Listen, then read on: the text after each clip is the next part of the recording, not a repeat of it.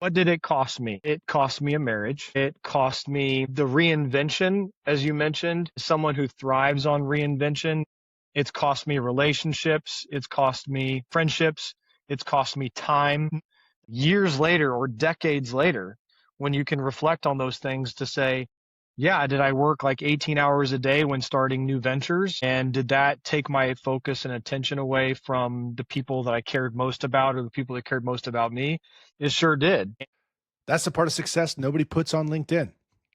In this episode, Bobby Kerr and I unpack entrepreneur burnout, imposter syndrome, and the hidden cost of hustle culture. More importantly, we explore how to keep building without losing the people you're building it all for. Let's get into it.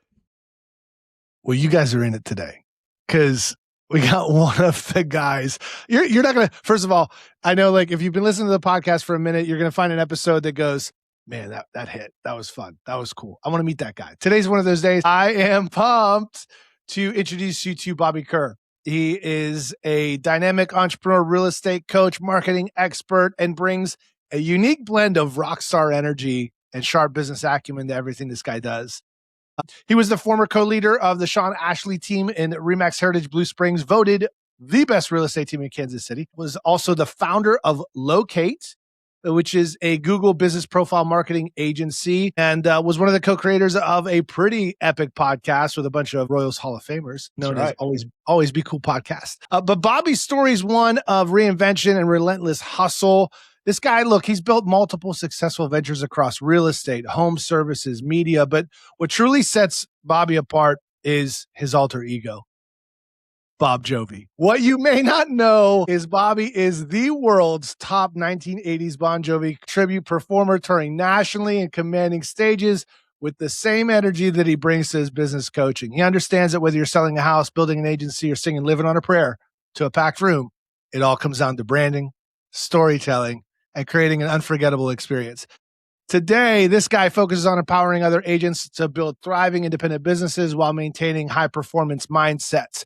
He interviews CEOs and entrepreneurs about the bold risks they took about their dreams and lives his own message of taking big leaps, whether that's investing in real estate, launching marketing agencies, or hosting influencers at his Florida Airbnb, the Latitude Adjustment. Guys, please help me welcome to the pod, the Bobby Kerr. What's up? All right, man. That was pretty. Yeah, you had to dig deep. You got even latitude adjustment in there. That's nice. Let's go. We don't mess around. I take my my cues from Hot Ones, one of my favorite podcasts. Right, goes in there and finds some deep stuff. So we're gonna jump in. For those that know, they know that this podcast is all about transformation, and I want you to have an opportunity to tell us a little bit about your origin story. And yet, I want to preface it with you're a builder and you've built successful companies, and you also tour the country as Bon Jovi. I want you to walk us through the before and then the after. Who were you before this rock star alter ego came to be? And how did stepping onto that stage transform the way that you do business these days? Man, number one, thank you for having me, Matt. This is awesome. Since you kicked off the show, big fan, and feel very fortunate that you and I got connected. And so this is really cool and an honor to be here. I'm excited. So thank you. Yeah, my pleasure. So the backstory that when you say before the whole rock star, alter ego thing, to be perfectly honest, not to sound hyperbolic, but the rock star alter ego has been there for a very, very long time. So before like the tribute bands and before, performing internationally and stuff, I was in a band from the time I was 12 years old with a pretty famous guy who ended up winning American Idol. So we had a band together from age 12 until 22. So that is really where I cut my teeth in guerrilla marketing and self-promotion, self-preservation, whatever you want to say, and what it took to really kind of brand a message, whether that was a personal brand or, working alongside people to get to a common goal. So I think that mentality honestly started whenever I was in middle school, like barely out of grade school, because that's what we had to do to make sure that we were noticed, right? So that lesson that I learned, I was forced to learn at a really young age, kind of pushed me into every business venture that I ever had, entrepreneurial or not. Back in the day, we had an expression. It was literally loved or hated, but never ignored. And that Mm. was kind of the messaging that we said every single time before we took the stage, even at 16, 15 years old. Loved or hated, but never ignored. And we repeated that 4 or 5 times to get amped up before a show. So I think that's kind of what transformed my model of thinking of how to do business and how to just carry myself, because energy, right? Like how people have energy and move it into their business kind of sets the tone. So whether you're dealing with clients one on one, or you're trying to instill motivation with team members, or anything in business, right? Or in family, like you got to have good energy. And so I think that lesson, when you say, what was it like before the rockstar alter ego? I hope that paints the picture a little bit, that there wasn't much time before the rockstar alter ego. It started pretty early. So I love that you bring up energy, right? Because everything is energy. Like people, we talk about your energy is your business card, right? Mm. Like it's how people see you, experience you, and receive you, right? And you bring crazy energy in everything you do: coaching, real estate, marketing, touring. But performing on stage and performing in business can be both exhausting if they aren't like in alignment with goals. What did the hustle, what did the come up cost you? The part of the rockstar realtor story that you don't put on LinkedIn. Wow. So this is why I love this show. And this is what I love what you do. This is not like a fluff interview. I don't know these questions that are coming. You request full transparency from your guests, and that's what makes this show special. So I appreciate the question. What did it cost me? It cost me a marriage. It cost me the reinvention, as you mentioned, someone who thrives on reinvention. It's cost me relationships. It's cost me friendships. It's cost me time. None of that, by the way, is any kind of regret. I don't want that to be confusing when someone hears, well, it cost him a marriage, or it cost him lost friendships, a few times, or it cost him time. That sounds negative, like on the surface. But, years later or decades later, when you can reflect on those things to say, yeah, did I work like 18 hours a day when starting new ventures? And did that take my focus and attention away from the people that I cared most about, or the people that cared most about me? It sure did. And I think when a lot of entrepreneurs have this kind of rabid dog mentality, that success, by the way, I'm sure we're going to get into that. Success looks a lot of different ways to a lot of different people. But when you have this vision of what success looks like, and you're chasing after your version of it, and you do get blinders on, at least a lot of, really strong entrepreneurs, they get blinders on and they go, balls to the wall, so to speak. And they say, nothing is going to stop me until I reach this level of success, or I obtain this thing, or I get to know this person, or I make this much money. Like, in hindsight, like that's all just noise. But when you're in the thick of it, especially when you're younger, you're willing to do whatever it takes, of course, in an ethical manner, to achieve whatever the level of success looks like for you. And for me, that's what I did when I was younger. It wasn't about doing anything bad or wrong. It was just a level of focus that took away from some relationships where, I valued those relationships greatly. But obviously at the time, now looking back 10, 15, 20 years, I valued my work more so than I did some of those relationships. And I can say that now and be okay with admitting it, because I certainly don't make those mistakes now. And so, like a lot of the guests that you have, the balance is really important. And, I think Kafren, you had a guest on a couple episodes ago where he was talking about kind of happiness and what did that look like. And he thought he achieved happiness, but then he realized he needed to strip it all down, right, and start over.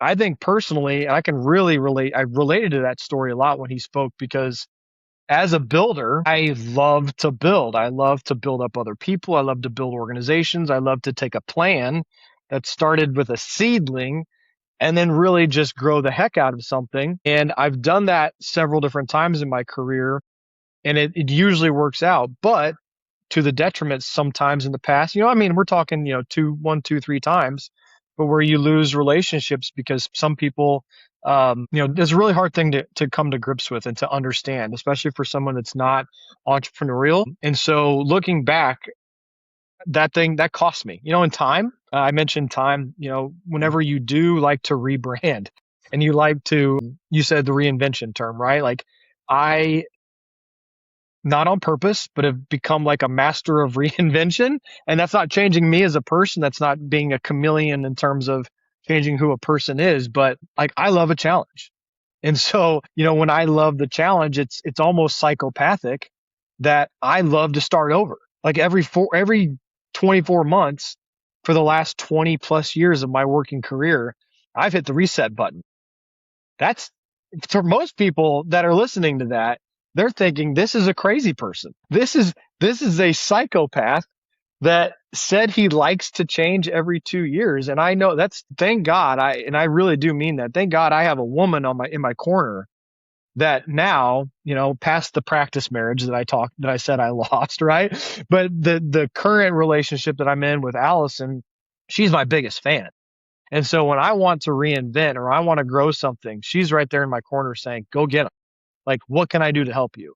And I think that's a massive factor to anybody that's listening to the show. If you want to do great things and you want to accomplish anything, like you need a team around you to support you. You cannot do this by yourself at all. Like it's impossible to do. I think you would probably agree with it. Dude, not only do I agree with it, it's crazy because we got so many really deep parallels here. If you ask anybody in my world, I have a 26-month pattern of reinvention, and I had to like do a lot of deep introspection and like, okay, what is that? And I've got my theories on it, and I don't want to put that into this podcast here with you. And yet, what I do want to ask is like, okay, so now that you notice that for you, let me ask you like, I was talking to somebody around this idea of destination disappointment, and a lot of people think that once they hit X or once they achieve this or once they make this, then everything will be in place. When's the last time you've experienced destination disappointment or the post-marathon letdown? And how has that shaped how you choose to rebrand, reinvent, and restart?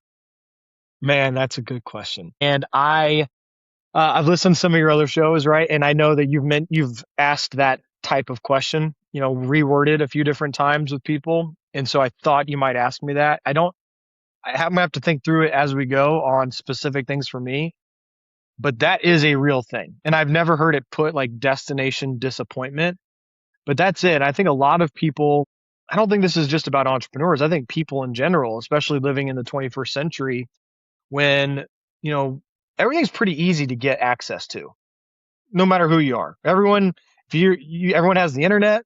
Like you can talk to anybody across the world in milliseconds. That's not something that was happening 10, 15 years ago, 20 years ago. We've all got access to things. We've all mostly have access to cooled homes, heated homes, the things that we need. But I think a lot of people, as we are driven to, work around the clock, we've got these stupid devices that keep us connected 24/7.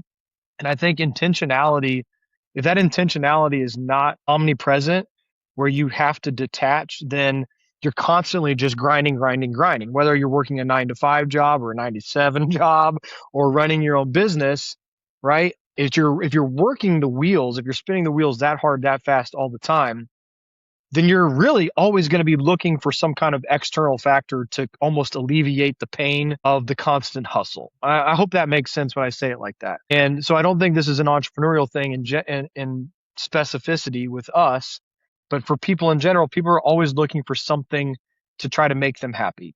And so I think for people like you and me that reset every 2 to 3 years, we're liable to be disappointed because we're throwing so many wrenches into the system that it maybe, when we reach that destination, we're like, oh my gosh, this really wasn't worth it. I don't know that I'm the perfect person to answer this question, because I think when you do like to reset and reinvent, then you're also a little more likely to be able to look at whatever is in the rearview mirror and say, okay, cool, that was good, I've moved on. At least that is the way for me. And so when I do reach these destinations, talking through this, I've never really talked through it like this. So I hope I'm not stumbling over my words, but I personally don't get disappointed when I reach the 24-month period. I just see opportunity for what is the next thing. But I do know I do know that the destination disappointment thing is real. And as we go, I'm trying to think of, I mean, okay, sure. I'll give an example, right? So before I relocated to South Florida, I know it looks like I don't live in South Florida, right? No, I love South Florida. But before we relocated to South Florida, I was helping run real estate team in Kansas City and helping run a mortgage company before that. And I always wanted this Florida house, right? And it was like, if I just get this Florida house, I'm going to be happy. And I'm gonna, all of my worries will melt away, and I just need this short-term rental because it'll also complete the real estate trifecta of residential real estate, commercial real estate, investment property, and I really wanted that feather in my cap, right? Like destination disappointment, and I got it, and all it did was add so much more crap to my plate because I self-managed the property. I was communicating with guests nonstop, communicating with cleaners. I tried to do the property manager thing, and I did for a little bit, but of course I did her job for her because I'm a psychopath. And I ended up, getting rid of her, even though she was great, but I didn't want to spend the money. So I got to the point, and then I was like, this is way more than I anticipated. Of course, it turned into a full-time move into that house, which I'm happy for. But it definitely created some heartache and some headaches because this one thing that I just wanted to get there, and I got there, and all of a sudden it added so much more to my life that I wasn't prepared for. That it then bled into relationships. It bled into my work in other capacities, my other businesses. So I think on a small scale, that's a good example. I know a lot of people struggle with that, and it is certainly something. If I could do a little caveat, I had a meeting yesterday down here with a real estate coach, actually, and he's got a good big podcast just like you do. And I was sharing some kind of, and we can get into this too, but more than like destination disappointment, I have a difficult time. Here I am being vulnerable with imposter syndrome. Mm-hmm. And I was sharing this with him confidently, and he said something along the lines of the quote about, if I just get to this point, then I'll be happy. If I just get this thing, I'll be happy. And there's a guy, I literally just learned about him yesterday. His name is Anthony DeMello, and he was a Jesuit priest, and he died in the 80s. So like all of his stuff is kind of, ancient in terms of technology and recordings. But he has a YouTube video that I just watched today for the very first time called The Rediscovery of Life.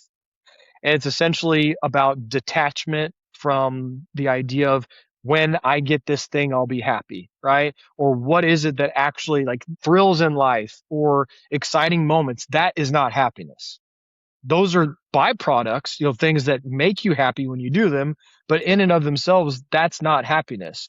So happiness can only come from within.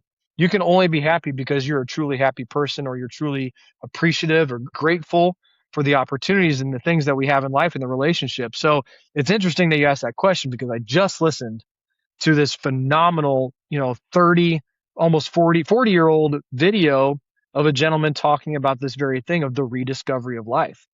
So as the person that I am always looking for the rediscovery of life, right? Not necessarily to find happiness, but to have fulfillment. How can I add value to other people's lives? And for someone like me, sitting in a cubicle 9 to 5, working a job doesn't do it for me. Maybe it's some for others, but I love to do something exciting that's going to help a lot of people, which is what you and I get to do every single day. And it's thrilling, but who knows what the next 2 years brings? Yeah. One of the things I'm hearing from you is also, again, it's so parallel, which is probably why we get along so well, because we're wired very, very much the same, is you're a very eternal, like you're an optimist, right? You're a pragmatist. Like, I'm going to work my way out of anything. I don't see any problems. I don't even see failures. I see lessons. I see the next opportunity, right? So it's kind of hard to answer some of these questions sometimes, because when you're like, well, where did you fail? You're like, I haven't yet. And yet, or I've failed a lot, right? And sometimes the question needs to be, where have the people in your life felt the failure or the disappointment? Where have those who have tagged along for the ride regretted it? Yeah, that's where the payoff or the promise never made it to them. And we keep telling them, just give me 6 more months. Yes. Luckily, I don't do that as much as I used to, right? I think those just with age, right? for me personally, I'm 43 years old. You learn a lot in 20 plus years of working. Those, even 10 years ago, 5 years ago, those are some of the things, I just need another 6 months, 6 months, Mhm. and my schedule is going to open up. I'm going to have this new hire, Just or I'm wait. going to have I this. can't wait. You'll wait till you see. Like, we're just 6 months away. So all the pieces are going to come together at the Yeah, same time. right. Look, I get it. Yeah. I get it. So I totally Upstairs, get it. they're probably laughing right now if they could hear, because that's the phrase I'm not allowed to say around here. Right. So I want to pivot a little bit back into, your coaching. So you coach agents, entrepreneurs, business owners on how to build thriving independent businesses. I want you to put a number on it. I want you to think about how many hours a week were you actually working at the absolute worst point of your own hustle before you learned and discovered how to manage it. Ooh, I mean, there were years where, again, in total build mode, where it was 18, 20 hours a day. And, that's not really sustainable. It's not sustainable for any really period of time more than a couple of weeks or months. But I've certainly been guilty of doing it for, you know, months and years. I do not do it any longer. It's a non-negotiable for me.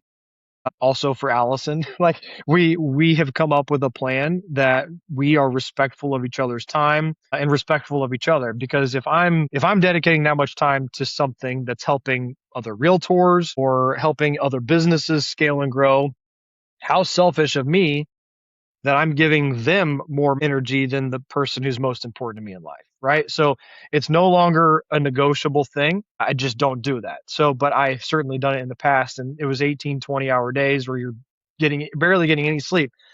I also want to give the caveat that for me, that was really fun. So I don't want that to sound like, oh my God, he's a But slave. that's the trap that entrepreneurship It is. like feeds us, that are become addicted to the dopamine of building.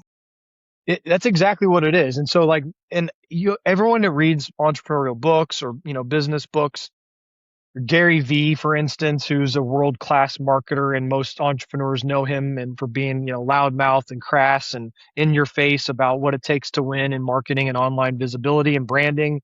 He is awesome, but he says some things that's like, basically, if you're not waking up every single day, just jumping out of bed full of excitement to do the thing, then something's wrong with you, right? You need to change course.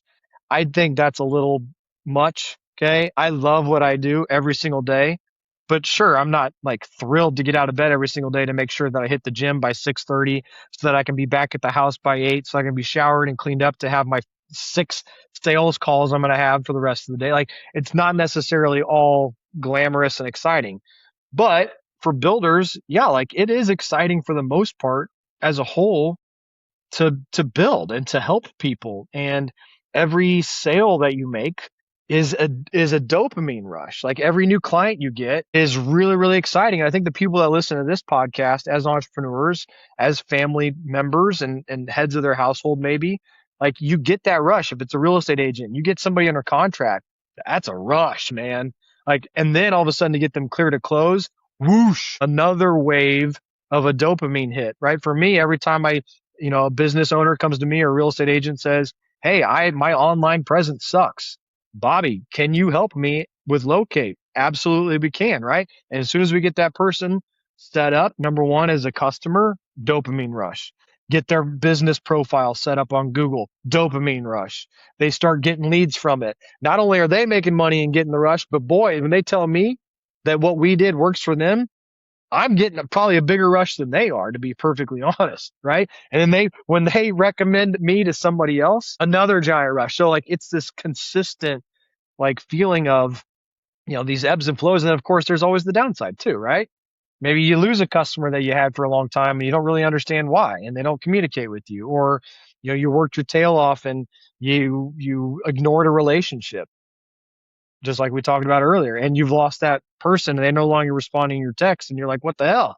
Well, it's because you were a jerk and you worked your tail off so much that you lost, the relationship. So I think there's a lot to that. Yeah. You bring to light a lot of things that not a lot of people consider whenever they look from outside looking in. When we're winning, it looks amazing, and nobody wants to actually experience the lows, right? Like, if people see you at a 10, what they don't realize is that it gets to 0 sometimes, right? Like it like, gosh, I remember there was a season where I remember taking my dogs outside at night and just like looking up and going, okay, I know there's a lesson here and I know I'm going through this for a reason, but man, I could use a little less pressure at the moment. Like I'm getting crushed here. I don't know, like how am I gonna, I got to figure these things out tomorrow. Like I get it, but like, could you give me a break? It's tough. It's tough. It is. We talked about this before we started hitting record, but I think maybe it was after we started. But I personally, I don't struggle with reinvention. I don't struggle with the hustle. I don't even struggle really with rejection. Like that happens in business. Like you're gonna lose more often than you win. I personally struggle with imposter syndrome. And for those that are listening that don't necessarily know what that is, it's, if I could, put it in a nutshell, it's basically once you reach a level of quote unquote success, then you start to question, are you worthy of it? How, was the way that I got here, was it the right way? Then you start reflecting on all those years of maybe the few relationships that you neglected. And then you think, okay, well, I've been guilty of this. I've then taken my foot off the gas purposefully to almost reprimand myself because I felt at times that I didn't necessarily deserve this season of life. Or does that make sense? Yeah, the self-sabotage for the imposter syndrome is a really real symptom. It's almost like self-justifying the imposter syndrome when the subconscious becomes conscious and you self-sabotage to validate that feeling, as opposed to leaning into and believing and lending other people's belief in you and just taking that for a minute. I remember like similar stuff. I kept getting invited into these next opportunities and I never felt like I had done enough. And I constantly remember just feeling like I'm going to go into the next meeting or I'm going to lead the next thing. Like I was being called to lead these meetings with these agents that have been in the business for 15, 20 years. And I've been in for 4. And I'm running sales meetings now in front of these offices. Like, what am I going to share with these individuals? Like I felt like a complete fraud. And I remember just asking him, like, but the guy that brought me in, I was like, do you really think I could do this? And he goes, oh yeah. He goes, you're the guy. And I still couldn't take it. And to this day, I still have the same thing. Look, like even I've been wanting to do this podcast for years. So why hadn't I? Because in the back of my mind, a little scared. I'm sitting there going, well, yeah, you put stuff out there that's going to be forever. Like, I wish people could go into my YouTube studio and it also like it highlights the comments. And some of the comments from the randos like are brutal, just beyond brutal. Oh yeah, man. And I have to ignore. I'm like, because they're all like anonymous. There's no profile pic, etc. And I'm just thinking like, I wonder if that's somebody from that period of time, etc. But whatever. But I feel the same thing. However, there was a time where I had to create like a mantra around it, and I had to create a new frame of belief around it. And probably one of the best books, and I don't know if you've read it yet, or maybe you have, Jamie Kern Lima's book, Worthy. Chapter 2 is one you're going to definitely lean into. And it's about reframing the story. And when I realized imposter syndrome was actually my superpower is when I understood why I was where I'm at. Because let me ask you this. If you don't believe you're worthy and you feel like you're going to get found the next time you open your mouth, how well do you prepare for the next opportunity? Yeah, that was the thing is I felt like I remember when I was newer in real estate and I hadn't sold anything yet. My number one fear was someone's going to ask me like, okay, so how many homes have you sold? And I'd be like, so what did I do? So what I did is I went in, I memorized the local market stats. I knew absorption rate. I knew velocity. I knew days on market, up, down trends. I could give you all the stats for the MLS, for the county, for the zip code. I could tell you the last 6 months, what's happened in the area. And so when I went to this meeting, they're like, so, blah, blah, blah, blah. And I was like, all right, well, let me give you a quick picture. Let me go 30,000 foot down to 10,000. Let me talk about your property and then we can go into strategy. So like I would open up my mouth and start going right into the weeds. Nobody asked because I was so afraid of being asked whether or not I'm valid. I studied more than anybody ever would. And then you got guys showing up with like no presentation, a couple pieces of paper, be like, all right, well, you ready to list? What price you want to list your house at? So for me, the moment I feel that feeling, I just go, okay, here comes the superpower. Yeah. I'm going to over prepare and outperform anybody against me. Like you have no chance. Again, parallels. I have my own version of that, right? And I think for me, as a lifelong performer, okay, like I've been on stage since I was 5 years old, singing, acting, right? And so that translated into everything I've done in business because, and it's not about performing per se, but when you are accustomed to being in front of an audience, right? And I don't want this to be confused. Like every time I do something like this, or I speak at a conference, or I perform as Bon Jovi, I still get nervous. I mean, I get butterflies. Here's the crazy part, right? It's all the nerves is all in the preparation and the lead up to the actual thing. And I think a lot of people can probably relate to that because we grind our stomach and our heart and our mind into this awful scenario. And then we dream up all the possible things that could go wrong because we're scared or whatever. Right. And so then, but when it happens, then everything's cool. Right. The thing happens and it's like, oh my gosh, I prepared so much. I did so much preparation to get to this moment that it's all okay because I out hustled everybody and I outworked everybody and I out prepared my competition. And I think that's probably what you're saying. And I love how you said, because of the imposter syndrome, that's what freaks me out so much. So I over prepare so that when the thing happens, I'm actually over prepared. Yeah. So now I celebrate it. I welcome it. In fact, I embrace it. It's now who I am. It's my superpower. Mm, and I love actually that. that's probably going to, this topic is likely going to be the next book. So Cool. yeah. So I you heard love it it. here. You heard it here first. Love it. So I want to go into like you've seen what it takes to succeed in real estate. You've seen what it takes to succeed in marketing and business. What do most business owners, entrepreneurs, salespeople believe right now that you feel is a complete trap? What's the biggest lie that entrepreneurs are leaning into or believing right now that you believe is a trap to their success? Well, a couple of things. Number one, I think what we've been talking about on how, like, if you just out hustle and you work 20 hours a day, then you're going to win, right? And you're going to be happy and you're going to have the thing. I think number one, especially new entrepreneurs, they listen to Gary Vee or they read every book and possible. And it's just, for 2 or 3 years, you just have to work your tail off and lose sleep and damn the consequences and you're going to be okay. And it's just, I think that's obviously looking back now at, 43 years old, that's a crock. Like it's just a crock of crap to think that you're going to be okay at the end of it. Like the end of the tunnel sucks if you do that for a prolonged period of time. So I think that number one, but number two, we've been force fed for the last 10, 15 years.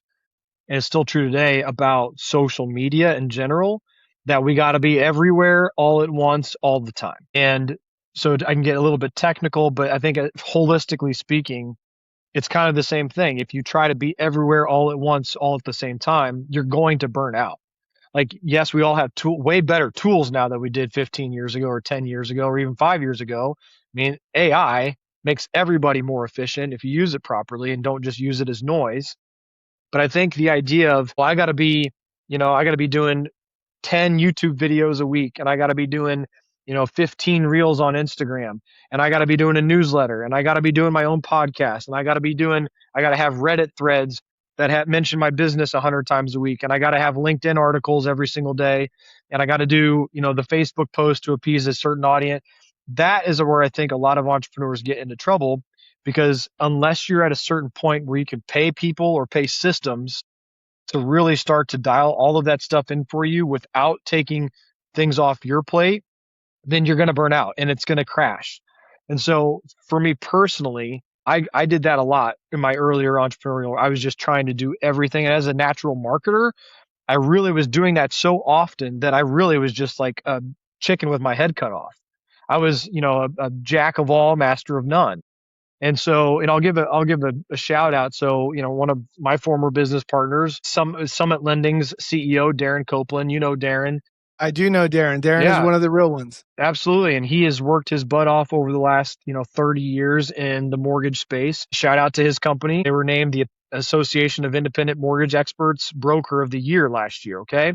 So I was with Darren for 5 years and we helped scale Summit Lending, and it's a phenomenal large company now. And he is kicking butt because he stayed true to his vision. Okay. A very, very sniper approach vision. And this is the point I'm making. I think a lot of entrepreneurs, I always use, and it's probably a terrible metaphor. I should change the verbiage, but I'm going to stick with it now because can't think of something else on my toes. But sniper approach versus shotgun approach.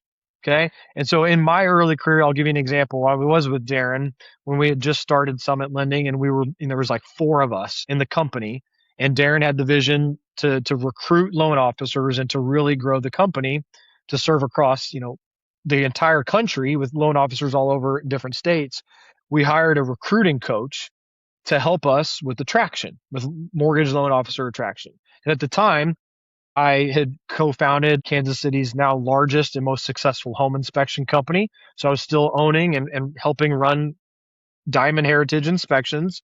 I was helping Darren as vice president of Summit Lending. Uh, excuse me, we had started a property and casualty insurance franchise under Goosehead Insurance. So we had this massive vertical stack, right? As entrepreneurs, we had mortgage, we had inspections, we had insurance. Of course, we had real estate referral partners. We didn't have a real estate team yet. And I leveraged the heck out of, I am Bobby, Mr. Entrepreneur. I've got these companies, and everything I plastered on planet Earth showed the logos of all 3 companies. Okay. I was so proud, and I was wearing that like something of honor. And it is cool, right? It is nice, but all that was an ego play. And so it took this recruiting coach that Darren had hired to literally sit down in a one-on-one with us and say, Bobby, you're hurting the end goal of this company because you are watering down what it is that you do and what you're capable of by trying to promote your own ego of having these different companies. Someone looks at you and they say, is he a mortgage guy? Is he an insurance guy? Is he an inspection guy? Is he a singer? What is he doing? Right. So I think and I know not everybody is listening to this has multiple companies, but I think when you do get that laser focus to say, all right, I'm only going to focus on like a couple of things, whether it be the social media example I gave or going after a specific niche clientele. I think once an entrepreneur understands and learns that lesson, that the sniper approach is way better than the shotgun approach, right? So for a lot of real estate agents that are listening to this, real estate professionals, if you just say, oh, I just love working with people, I just want to help everybody buy and sell a house, like you're going to go nowhere. And as a real estate coach, you know this better than anybody. You cannot be the generalist. You need to pick a niche. You need to say, this is what I do. Okay, here's another example, right? When I started LOC8TE My Business, it's a real estate marketing agency. Okay. I could have said, because of our skill set, we're the world's best company at optimizing Google business profiles. And I can go out and help every bar owner. I can help every shoe store. I can help every clothing boutique. I can help every real estate agent. I can help every mortgage loan officer. Okay. I could do that, but it would actually give me and bring me fewer clients because no one would know that I'm the expert in a specific area. So I think the long-winded route to get to that answer, I think the more specific you can get as a business owner to drill down to your clientele and your level of expertise and go a mile deep, and 2 or 3 inches wide as opposed to the opposite, I think it really, really brings a level of focus to your business to where you're going to succeed much, much quicker and at a much, much higher clip.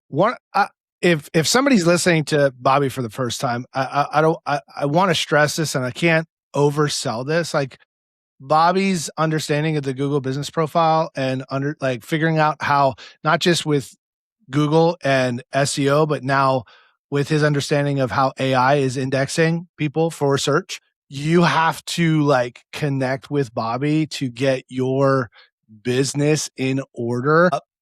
Bobby, I want to give you an opportunity to share one thing, right? If someone's business right now is drowning and they're invisible online, what is one tangible tactical step that they can copy today that they don't need an expert from? Like what's the highest return on impact, ROI, that they can deploy today without being a Google expert that would make the biggest bump for them if they're sitting there invisible right now? Sure. They should go to other than calling you and scheduling a call. LOC8TEMyBusiness.com. No, they should honestly, they need to get reviews. They need to get public facing reviews. Okay. So like if you're asking for the one thing that will move the needle the most, the quickest and the easiest. Now, obviously if you're a business owner and you don't On have Google, because they're like, oh, I got them on Zillow. I got them on. Yeah. So Google's going to be the most important. It's the world's biggest platform for business data, right? So if you're not there, you're a freaking ghost. So yes, Google reviews are important, number one. So to kind of peel the onion back a little bit, and we'll speak specifically to real estate, okay? Because, obviously we're both in real estate, but this goes for any industry and anyone that's listening. When you have reviews across multiple platforms, okay? So in real estate, it'd be Google, it'd be Zillow, it'd be Realtor.com, it'd be Better Business Bureau. Okay. Every business owner needs an official Better Business Bureau listing because it's one of the. That's two tips right there. You're already dropping over deliver. It's one of the most highly, they call them citations. So like when you have an online listing on a website, it's called a citation. It's one of the most valued citation because it's the Better Business Bureau. They give accreditation ratings, right? And if you are a shitty business owner, someone could call the Better Business Bureau and report you, right? And then they ding you. So it's a really important citation. So when you have reviews there, when you have a Yelp business profile, okay, and people think of Yelp as like food and beverage. It is one of the most important citations for all business owners. Yelp helps feed ChatGPT directly. So if you don't have reviews on Yelp, you're automatically taking back visibility on ChatGPT because it pulls straight from there. So to kind of go back to the very beginning of your question, getting reviews on Google, number one, is the most important, but spreading reviews across other platforms that are industry specific, but also important as a whole, like Better Business Bureau and Yelp, which is all industries, then you automatically open up the fields for these online platforms like Google, like Bing, like ChatGPT, like Gemini, like Perplexity. They look at real human reviews on these platforms and they automatically give your business credence because you have real humans talking about real examples of how you really served them in the category in which your profile says you're a professional. So if you're a real estate agent and your reviews have verbiage in them that says, Matt helped me buy 123 Main Street. He helped me find my mortgage lender, my home inspector, my title company, my homeowner's insurance, pointed me in the right direction. And he even negotiated the price of the house under asking price. And I closed in less than 30 days. He's the best agent in Kansas City, Missouri. 5 stars. I love him. Okay. When your reviews say things like that, they mention your business name, they mention the geographical location, very, very important. Okay. To have hyper local content and everything, especially reviews. But when they mention your name, your geographical location, the problems that you served in that transaction, like I mentioned, and they give you 5 stars. When you have all of these things, then these platforms look at you as more credible. You have more authority. Like Google literally calls them trust signals. I know you've heard me say that, but when you have these things and you have real life clients, whether it's somebody that worked with you 20 years ago or today, if they leave you a review today, in Google's eyes, that's a brand new customer. So for real estate professionals listening to this, you're thinking, oh man, I used to kick ass. I did 20, 30, 40 transactions a year back in 2005. And man, my business just isn't what it used to be. I only do 1 deal a month now. How can I make a dent in this whole thing? Go back to the well. Go back to your past clients, anybody, any industry, right? If you've got a database of clients, if they leave you a review for you today, that's a brand new customer in terms of search engine optimization. There's just no way around it. So this is what moves the needle. This is what a business owner could do immediately to start helping their online visibility. This was a gift for the fans because we didn't drop the gold until 40 minutes in. If you're still here, that was for you. That's for the real ones. All right, we're gonna last question. It's one of my favorite questions. You may know that you may know what's coming, and yet if someone that's watching or listening is exactly where you were at your worst. Maybe they're putting on a great show for the world, but they're feeling empty when they step off stage. What do you want to say to them right Wow. I didn't know that was coming at all. What would I say to somebody like that? I would say, keep going, keep producing, keep having conversations. It does get easier, right? And I know that sounds so vague and so, like you can read that in any book, but every time I have a conversation with someone, I get a little bit better and I get a little more comfortable with myself. The more comfortable we are with ourselves, then the more comfortable we're going to be with potential business partners or co-oping agents or clientele. So that's kind of the vanilla part of this. I would also say to people that, to go back to our beginning of our conversation, is don't give yourself this finish line to say, if I do X, then this will happen. I'll be happy. I think that's really, really important. Before I even knew you were going to bring like that whole destination disappointment up, like I made a note to talk about it today because it's really important that we pass that torch to understand it's not possible. Like just because you accomplish something in business or in life, you're going to always be looking for the next thing. So don't set yourself up for disappointment to say, I'll be happy when I accomplish this thing. So I think that's really, really important. I'd also say that, what was it? I wanted to bring something else up.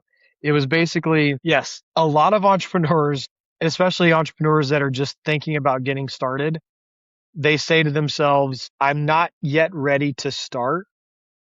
I'll be ready when. And then so they always are like saying, okay, well, I need more research. I need to make sure I know I'm going to have X amount of clients when I first get started. I can't get into this space because I'm not a thought leader yet. So when I start my podcast, then I'll start my coaching business. And I think that's probably one of the biggest pitfalls for business owners is to say, I'll be ready when, and then I'll do the thing. So for me, I didn't do this on purpose. It just happened over the course of my life and career, but I'm a ready, fire, aim person. And I'm not here to say that that is the right way to do it, but I can tell you for me, it was the right way to do it. Okay. You're never going to be fully ready. Like that, I've been a Google business expert, quote unquote, for 10 years because I always built my own businesses on the back of it. And I always help people on the side and I do sure I get paid to do it. But I always wanted to start this business, this company, but I wasn't ready yet because I just always put it off. And I said, you know what? I'm moving to Florida. This is a fresh start. I'm going to reinvent myself and reinvent my next business. And I'm just jumping in. I'm going to leverage my sphere of influence. I had 0 clients. I had 0 clients when I started this company, but I started it and I said, we're going to figure it out. A grassroots effort. And I'm going to have as many conversations as possible. And then I'm going to kick ass at doing the thing. And it's going to grow. Like it's just going to happen. So I think the biggest piece of advice that no one really gave me per se, I just had to learn from the school of hard knocks is you're never going to be fully ready.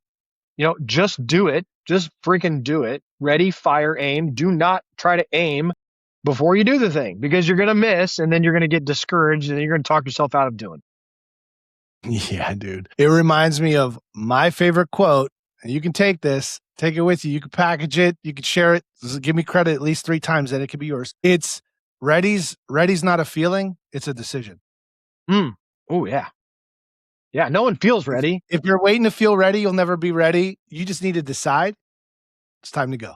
Yeah. It's showtime. I've got a buddy down here in South Florida who owns a home inspection company, and he is a person that he doesn't naturally do these kinds of things, right? Like he doesn't like to go do presentations with realtors, et cetera. It's not his like natural go-to.